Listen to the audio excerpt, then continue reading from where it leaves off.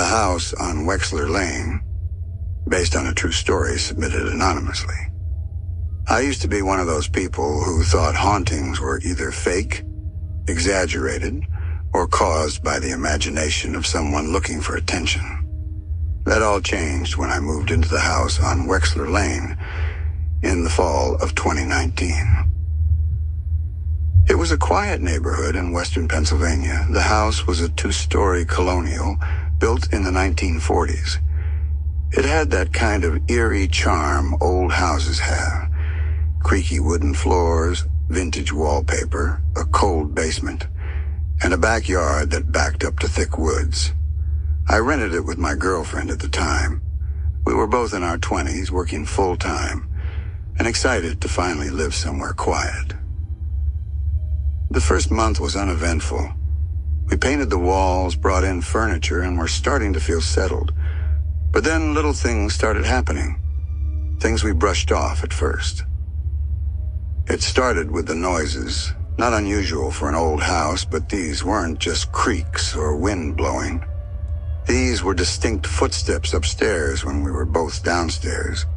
Sometimes in the middle of the night, we'd hear what sounded like dragging, like furniture scraping across the floor, except nothing ever moved. I remember one specific night, maybe 2 months in. I was in bed scrolling through my phone, and my girlfriend had just turned off the bathroom light down the hall. As she walked toward the room, we both heard a loud thump from the attic above. We froze. It wasn't a small sound, it was like something heavy dropped. She looked at me and said, "Did you put anything up there?" I hadn't. The attic hatch was in the hallway ceiling, and we had never opened it since moving in. I grabbed a step stool the next morning and opened the hatch to check. A wave of cold air came down like I had opened a freezer. I climbed up with a flashlight and saw nothing, just dust, a few old boards, and insulation. But in one corner there was a small pile of hair, long dark strands, almost like someone had been sitting up there brushing it. I didn't tell her about the hair. A few weeks later, things escalated. One night around 3 a.m., I woke up suddenly. I didn't know why. It was pitch black. But I had this overwhelming feeling that someone was watching me. I looked at the doorway, and I swear to God, there was a silhouette standing there, not moving, just watching. I froze. Tried to convince myself it was a shadow or a trick of the light. But when I reached for my phone to turn on the flashlight, it was gone. Like it had melted into the darkness. The next morning, I asked my girlfriend if she had gotten up last night. She said no. But then she told me something else. She had a dream about a woman with long black hair standing at the foot of our bed staring at her. I didn't tell her about the figure I saw. I didn't want to scare her more. After that, the house didn't feel the same. It felt aware, like we were being observed constantly. Our dog, who never barked, would sit at the base of the stairs and growl at nothing.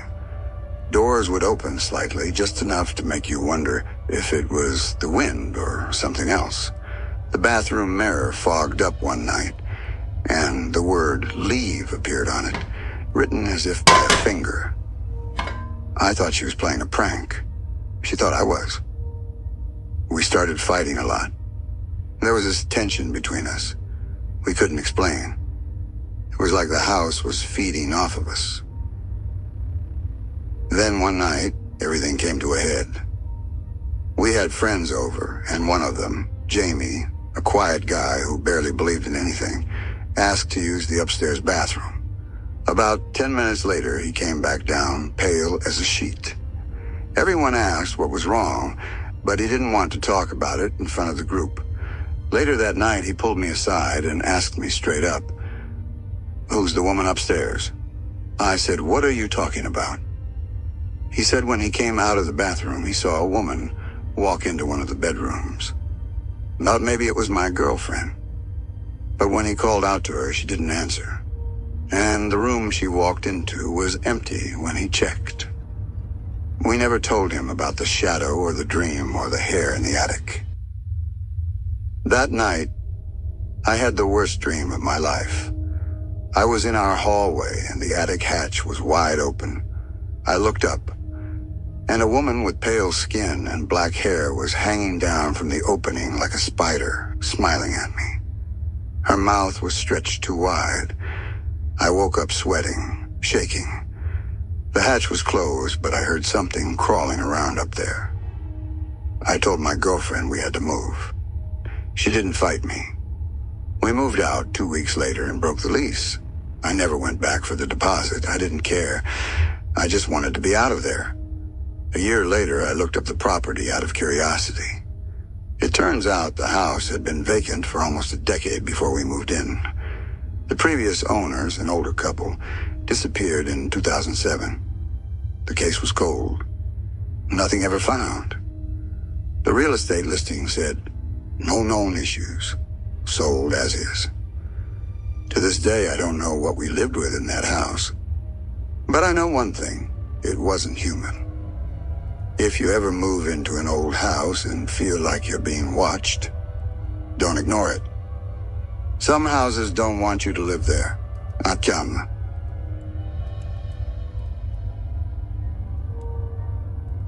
There's a road in northern New Jersey, about an hour outside of Manhattan, that the locals all know by name.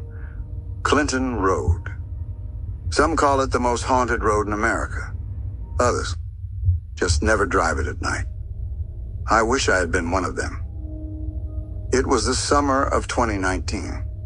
I was 22, and my two friends, Mike and Jordan, had come back home from college for the break. We were hanging out at my house in Paramus when Mike brought up this video we saw on YouTube. Some horror channel talking about real haunted places, and Clinton Road was #1. According to the video, the road was surrounded by dense forest, had no cell service for miles, and had a creepy little stone bridge where people reported seeing a ghost boy that throws coins back at you from the river. We were all horror junkies, and it was a hot, boring Saturday night. So naturally, we decided to drive up there and check it out for ourselves. The drive took about an hour. The road itself was pitch black, even though it wasn't that late, maybe 9:45 p.m. Streetlights? None. Other cars? None. Just trees, shadows, and silence. We drove slowly, headlights cutting through the thick woods. Mike was in the back seat, Googling urban legends about the place. I was in the passenger seat, and Jordan was driving. That's when I noticed something weird. Even though it had only been about 10 minutes since we got onto Clinton Road, the gas tank had dropped a quarter of a tank. The needle moved like we'd driven 50 miles. Then we saw it. The bridge. Old, cracked stone, moss-covered, with water quietly running underneath. Jordan slowed the car down, and Mike shouted, "This is it. This is where people say the ghost kid hangs out." According to the story, if you toss a coin into the river at midnight, the boy's ghost will return it to you. But we weren't planning on waiting an hour, just for fun. I pulled out a quarter and tossed it over the side. It plunked into the water. We all waited silently. Nothing happened. Mike laughed and said, "Guess the ghost kid's off duty." We got back in the car. That's when things went from weird to straight up wrong. As we pulled away from the bridge, Jordan suddenly slammed the brakes, hard. We all lurched forward. The headlights were shining directly onto what looked like a person standing in the middle of the road. He wore a dark hoodie, jeans, no shoes, head down, not moving. Mike whispered, "Yo, do we help him?" But Jordan didn't say anything. He reached over and locked all the doors. That's when the guy started walking toward the car. Slow, limping, still looking at the ground. Jordan threw it in reverse, but the car wouldn't move. He stomped on the gas, the engine revved, but the car stayed still, like the tires were glued to the pavement. The man got closer. I remember the way his arms hung too long, like they were pulled by strings. And then, as he passed directly in front of the headlights, we saw his face. Or the lack of it. It was like someone had scrubbed it off. No eyes, no mouth, just smooth, pale skin where his face should have been. I screamed. Mike started crying. Jordan yelled, "Go, go, go!" And suddenly the car lurched backward, tires screeching. Jordan spun it around and gunned it down the road, not caring if he hit a tree or blew the engine. We didn't stop until we hit Route 23 and saw other cars again. No one spoke the entire ride home. The next day, Jordan took the car to a mechanic. The guy said the brakes had seized up and the gas tank sensor had shorted out. He'd never seen that happen on a car under 5 years old. Years later, I learned more about Clinton Road. The bridge we visited? Locals say a boy drowned there in the 70s. Some believe he drags people into the river to keep them company. Others say he protects travelers from worse things on the road. Like the man we saw. You see, in the 1980s, police found bodies dumped along Clinton Road. Some linked to cults. Some to organized crime. Some were never identified. Locals talk about cloaked figures in the woods, red eyes watching from the trees. Strange lights that follow your car. But no matter which version of the legend you hear, everyone agrees on one thing. You don't stop on Clinton Road after dark.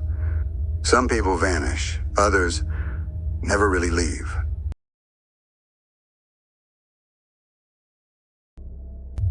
I grew up in a small town in central Pennsylvania. It's one of those places where everyone knows everyone, and rumors travel faster than the school bus. About 2 miles outside of town, down a quiet, tree-covered road, there's an old, crumbling schoolhouse that's been abandoned for as long as anyone can remember. People just call it the Hollow Creek School. Growing up, we all heard the stories that it was shut down in the 1950s after a fire in one of the classrooms. That a little girl died inside and her spirit never left. Some versions said more kids died. Some said a teacher hung himself in the library. You know, standard small-town ghost stories. None of us believed them, at least not until the night we broke in. It was October 2020. Me, my cousin Jake, and 2 of our friends decided to check the place out. Just for the thrill. We took flashlights, a camera, and some snacks, like it was a camping trip. It wasn't. The moment we got close, it was like the air got heavier. The building was falling apart, windows broken, vines crawling up the brick, the roof sagging in places. But the front door, still intact, unlocked. The first thing we noticed inside was the smell, old books, mold, and something else like burnt wood. We moved through the first hallway, and immediately I noticed how silent everything was. No wind, no crickets. Just our breathing and the creak of the floor under our feet. We explored a few classrooms, dusty desks, chalkboards with faded writing, even some old papers still scattered on the floor. But then we found something that froze us. In one room on the wall, someone had drawn dozens of little stick figures, each one scratched into the paint with what looked like fingernails, and above them, the word "stay" was carved into the wall. That's when Jake said he heard footsteps down the hallway behind us. We all stopped, listened, and sure enough, soft, dragging footsteps. We thought maybe it was an animal, I called out. "Hello?" Just being stupid. The footsteps stopped. We stayed still for a full minute, nothing. Then suddenly, the classroom door slammed shut behind us.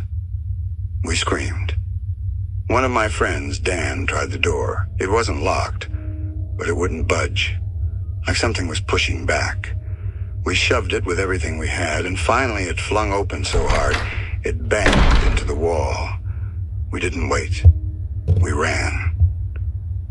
But as we hit the hallway and we saw something that still haunts me. Standing in the far end of the corridor was a girl no older than 10, wearing a white dress, her face pale, almost glowing. Her eyes were black. Not like bruises or makeup, just empty. She was staring at us. Dan screamed and dropped the camera. We bolted out through the main door, but Jake tripped and fell. I turned to help him and saw her again, closer now, maybe 10 feet away, still staring, no expression. We didn't say a word until we were in the car, engine running, flying down that road like it was on fire. We didn't sleep that night. I don't think any of us did. The next day, Dan went back for his camera. He went alone. Big mistake. He came back pale as a ghost. He said when he entered the school, everything was dead quiet. He found the camera in the hallway, right where he dropped it. But when he picked it up, he noticed something weird. It was on, battery full, but there were new photos on it, ones none of us had taken. The first few were of the empty classroom, then the hallway, and then us.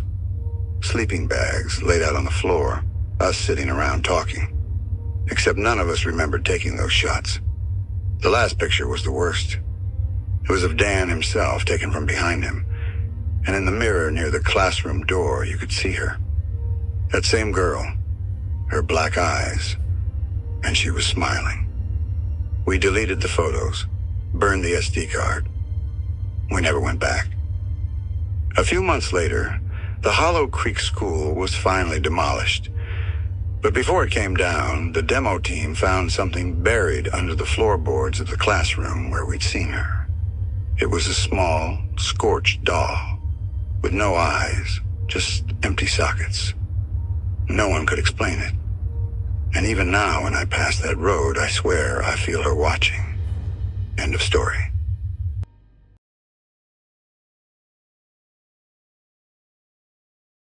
This story was sent in by a man named Carter from Idaho. He swears it happened, and that even after years of trying to explain it, no one ever could. Back in 2019, Carter and his girlfriend Laura were on a road trip through Oregon. They were taking a scenic route from Boise to the coast, trying to avoid the main highways and explore small towns along the way. It was about 2 o'clock in the morning when they realized they were nearly out of gas. They hadn't seen a single station or open building for almost an hour, and GPS was spotty at best. The fuel light came on, and the road ahead was just miles of trees, fog, and complete silence. Then, out of nowhere, they saw a flickering sign in the distance. It was an old neon gas sign, red and green, flickering like a dying light bulb. They both looked at each other, relieved. Carter pulled in. The place looked like it hadn't been updated since the 1970s. One pump. A dirty glass window with a tiny booth behind it. And beside the booth, a payphone hanging by its cord. There were no cars around.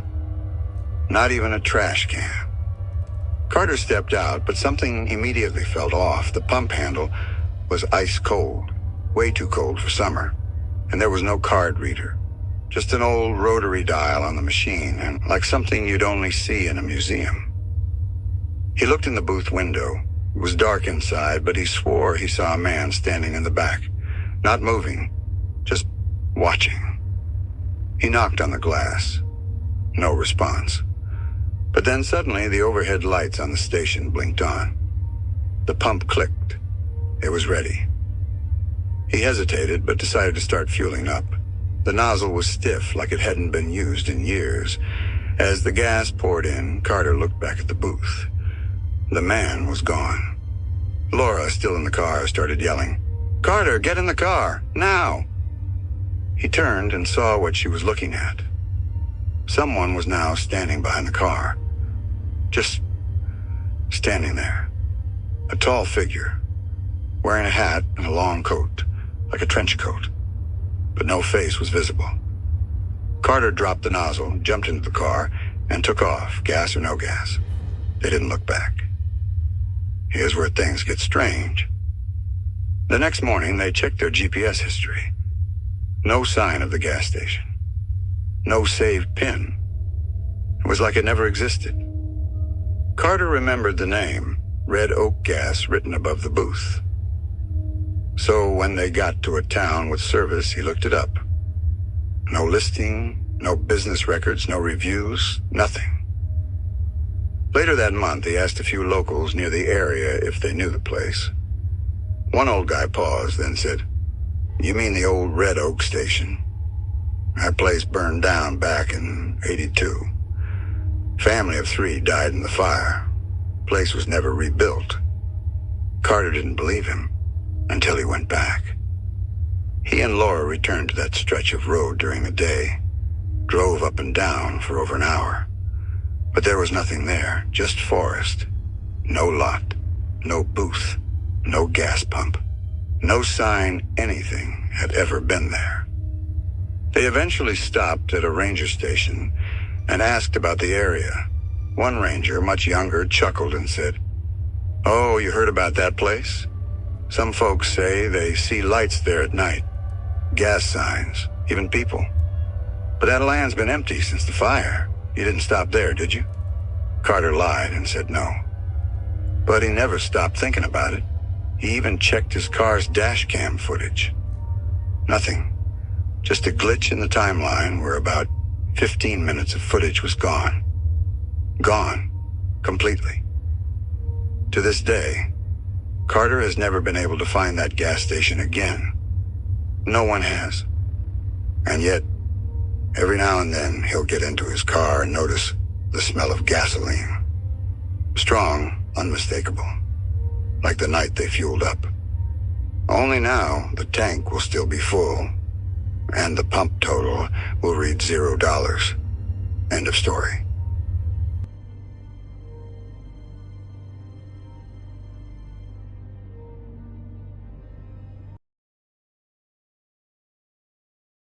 This happened to me and 3 of my close friends back in the summer of 2009. We were all 14 or 15, just starting high school, and we had this tradition of weekend sleepovers where we'd hang out, play games, eat junk food, and talk about school, or girls, or creepy stuff we read online. By one weekend in July, a weekend none of us would ever forget, we decided to have the sleepover at Eric's house. That was the first mistake. Eric lived with his mom in a pretty old farmhouse on the edge of town in a place called Perry County, Pennsylvania. It was surrounded by trees, and the closest neighbor was almost a mile away. It had this strange, cold basement, a barn that hadn't been touched in decades, and worst of all, the attic. Eric always said he heard stuff moving around up there at night. We used to laugh it off. But that night, the night everything changed, we finally understood he wasn't just making it up. There were 4 of us, me, Eric, Dylan, and Brandon. It started like any normal night. We had pizza, soda, and spent the first couple hours gaming in the living room. By around 11 p.m., we were getting tired, so we shut off the Xbox and started telling scary stories. Then Dylan, being the smartass he always was, pulled out a Ouija board. It wasn't one of those cheap plastic ones from a toy store. This thing looked handmade, carved wood, with the letters etched in and a dark stain finish. He said he found it in his grandma's attic when she passed away. We all kind of laughed nervously, but we were curious enough to give it a shot. We set it down in the middle of the living room, lit a couple candles, turned off the lights, and placed our fingers on the planchette. Dylan asked the first question. "Is there anyone here with us?" Nothing happened for a few seconds. Then the pointer moved. None of us admitted to doing it. It slowly slid to yes. Eric laughed. "Okay. Who's messing around?" We all swore we weren't. Then Brandon asked, "What's your name?" The pointer moved again, this time slower. "R-A-M-O-N," I said, "Ramon," like Spanish. Then Eric went pale. He looked at us and said, My mom told me when we moved here that a farmhand named Ramon used to live in the barn. He died in a fire in the 70s. We stared at him. No one said a word. Then Dylan asked something he probably shouldn't have. Ramon, how did you die?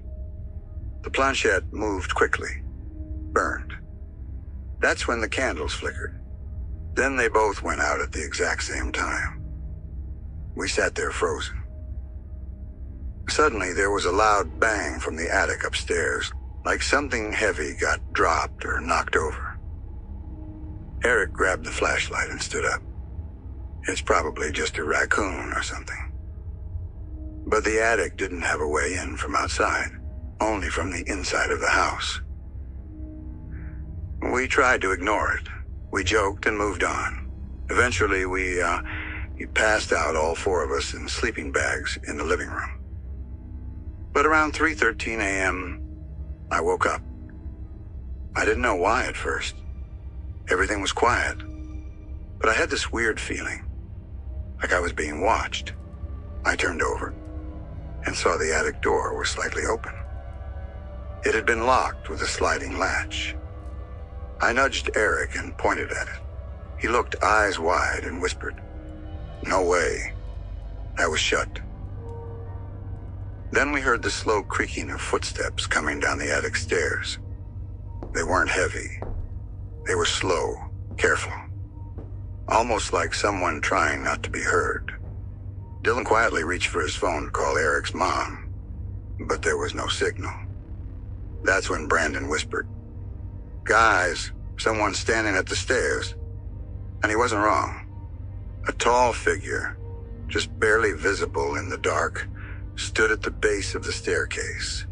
Too tall to be Eric's mom. It looked like a man, shoulders hunched, head slightly tilted, arms long like they reached his knees. Then it stepped forward. Eric flipped the flashlight on and the figure vanished.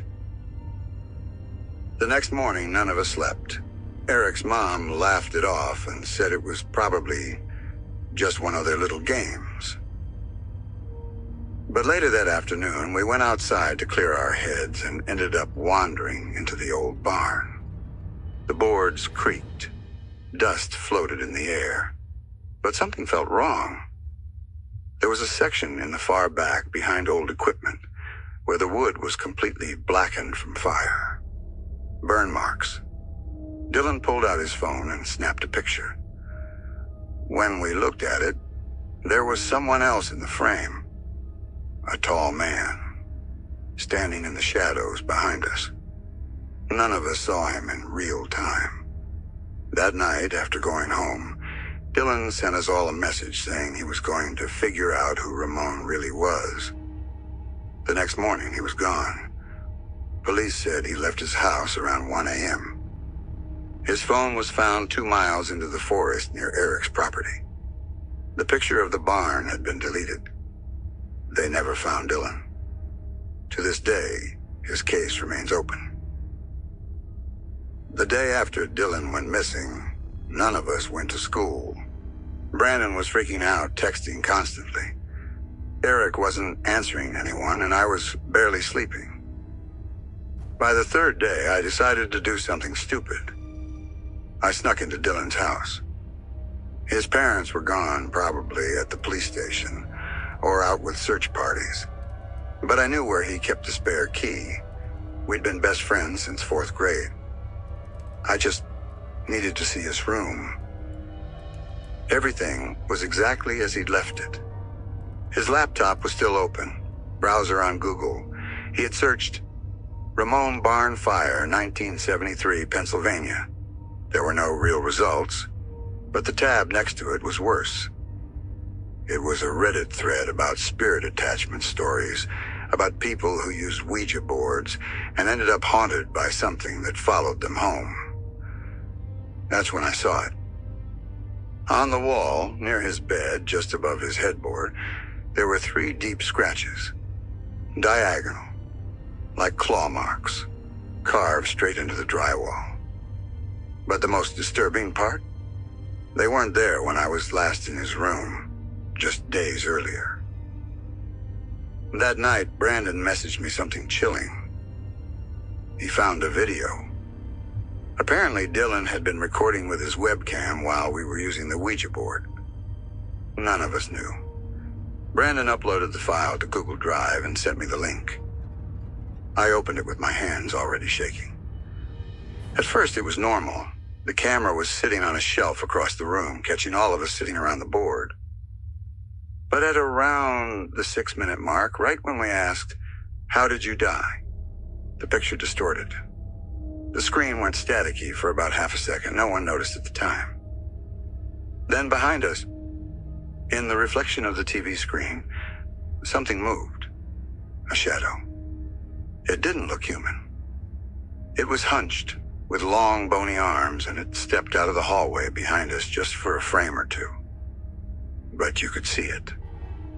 We were never alone in that room. The following weekend, I went to Eric's house. I had to confront him. I needed answers. When I got there, his mom let me in, but she looked different. Pale, exhausted, eyes sunken. She sat me down in the kitchen and said, "You kids should never have messed with that thing." I asked her what she meant. She told me that back when she first moved into the farmhouse, her late husband, Eric's dad, had found that same Ouija board hidden in the attic behind the insulation. He brought it downstairs as a joke, used it once, and was never the same again. Armed with flashlights, we went straight to the back, to the blackened section where Dylan had taken the photo. There, under a loose wooden plank, was a metal box. We opened it. Inside was the same Ouija board. Only now, it looked different. It was darker. The wood looked burnt, and in the upper left corner, the name Ramon had been carved in, like someone had gouged it with a knife. Brandon whispered, "We need to destroy it." But the second he touched it, everything changed. The air grew thick, the light dimmed, and the entire barn groaned like it was under pressure. Then we heard it again. Footsteps. Only this time, they weren't upstairs. They were right behind us. Eric spun around and screamed. I turned just in time to see a figure crawling toward us, low to the ground, fast, like a spider. Its limbs were wrong. Too many joints. And its face was Dylan's. But it was twisted, stretched into a grin too wide, with blackened, hollow eyes. We all ran. Eric tripped on a plank and Brandon dragged him out by his arm. I was the last to leave, and as I looked back, that thing stopped at the door of the barn and stood up tall. It wasn't Dylan. It wore his face like a mask. We never went back to that barn. Eric's mom burned the board a few days later in a church fire pit with holy water and a priest present. She wouldn't even touch it with her hands, used tongs to carry it in a garbage bag. A few weeks later, they moved out of the farmhouse completely. Eric transferred schools. Brandon stopped responding to texts entirely. We all just drifted apart. Dylan was never found. His family moved away the next year. They still post missing person flyers on forums every July.